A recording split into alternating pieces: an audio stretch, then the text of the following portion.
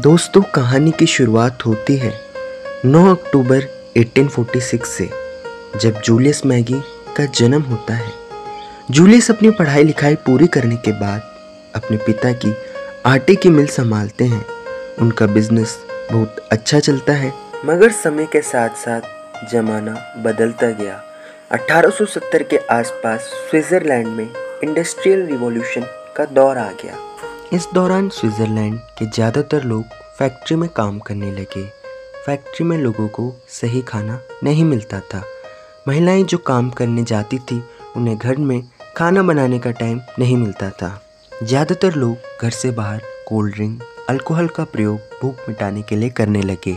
इसका नतीजा ये हुआ कि पेट की बीमारियां बढ़ने लगी, लोगों को थकान जल्दी लगने लगी और औरतों को बच्चा देने में समस्या होने लगी। कहते हैं आवश्यकता ही आविष्कार की जननी है। एक ऐसे खाने की जरूरत पड़ी जो जल्दी बने, जिसे हम पैकेट में स्टोर कर सकें। जूलियस मैगी ने 2 साल मेहनत कर दालों का एक ऐसा आटा बनाया जिसे जल्दी पकाया जा सकता था और इसमें प्रोटीन की मात्रा भी बहुत अधिक थी। और स्विस सोसाइटी की मदद से ये पूरे स्विट्जरलैंड की फैक्ट्री में जाने लगा। फिर मैगी सूप बनाया गया जो कि वर्ल्ड फेमस हुआ। फिर Maggi cube, Maggi seasoning sauce और बहुत सारे protein rich instant food Maggi ने बनाए। नतीजन स्विट्जरलैंड में खाने की वजह से लोग कम बीमार पड़ने लगे। मगर जूलियस मैगी यहाँ नहीं रुके। उन्होंने अपनी फैक्ट्री विदेशों में लगानी शुरू कर दी। जूलियस मैगी ने फैक्ट्री वर्कर्स को आकर्षित करने के लिए old age pension, health insurance, घर, कैंटीन जैसी असंभव फैसिलिटी भी देनी शुरू कर दी। फिर मैगी नूडल्स अस्तित्व में आया। मैगी नूडल की शुरुआत जूलियस ने जर्मनी से की। इसकी बढ़ती पॉपुलैरिटी को देखते हुए ये नूडल यूनाइटेड स्टेट, फ्रांस जैसे देशों में लॉन्च करा गया। इसी बीच 1912 में उनकी मृत्यु हो गई। फिर 1947 में मैगी को नेस्ले कंपनी ने खरीद लिया।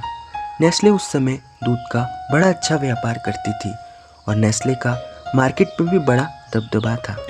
नेस्ले ही वह कंपनी है जो 1984 में पहली बार मैगी नूडल्स को इंडिया में लाई।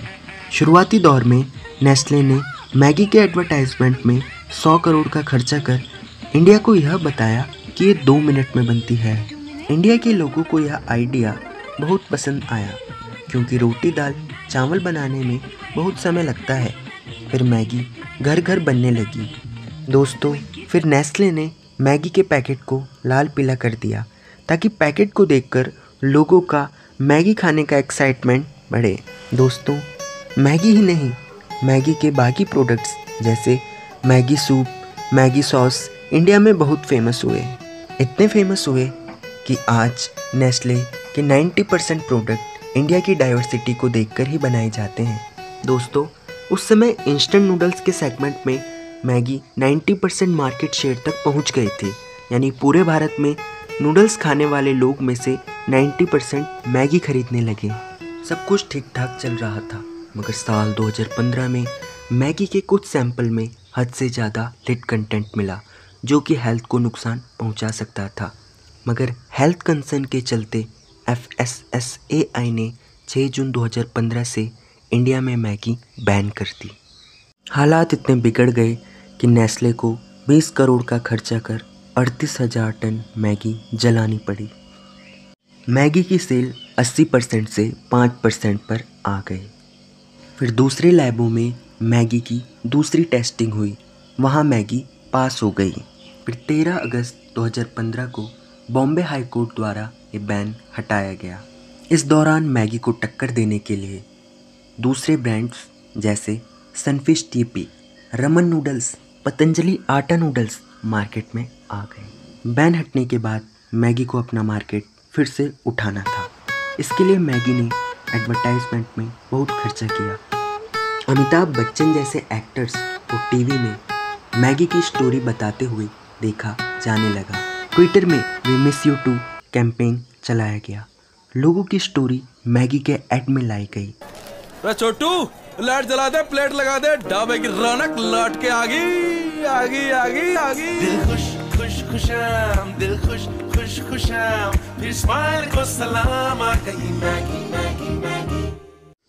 फिर अक्टूबर 2017 तक मैगी ने 70% मार्केट शेयर को क्रॉस कर दिया और आज हम सभी को पता है कि मैगी कितनी फेमस हो चुकी है।